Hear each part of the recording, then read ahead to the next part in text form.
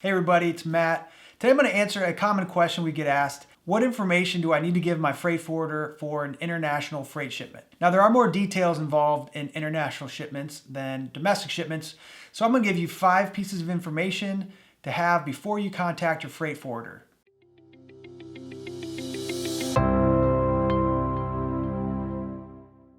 So number 1 is your shipping details. Now this is common really with any shipment, but you want to know your piece count.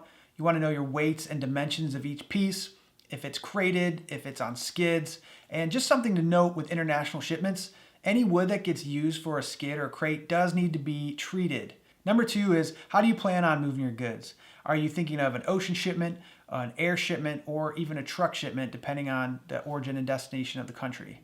Now, ocean takes considerably longer to ship, so you do want to keep in mind when your shipment will be ready and when it needs to be there so you can see that option makes sense for you. Now the third thing you want to know is your origin and destination. Now shipping domestically, it's typically just an address to another address, but when shipping internationally, you do have some more options. You can actually ship from an address or a door to a port, whether it be an airport or an ocean port. You can ship from a port to another port, or you can ship from a port to a door. So you really have 4 different options that your forwarder is going to ask, what type of shipment are you looking for?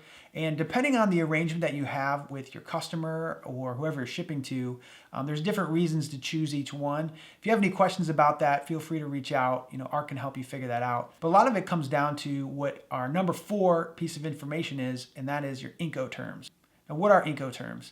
Incoterms spell out who is responsible for the freight as it travels from point A to point B. Now this could be things like shipping costs, insurance, or any tariff and taxes that might happen along the way. So again, depending on the situation with you and your customer, you can decide who takes that responsibility at different points of the shipping process. Now, Incoterms are actually an industry standard, so I'll put a list below where you can click and you can see the different Incoterms and figure out which one makes the most sense for a shipment. And of course, if you need help figuring that all out, feel free to reach out. We'll be glad to point you in the right direction. And number 5 is going to be your commercial invoice. Just like when people travel to a different country, they need to go through customs, well, so does your freight. A commercial invoice is going to have all the important details that a custom agency is going to want to see when they try to clear your freight.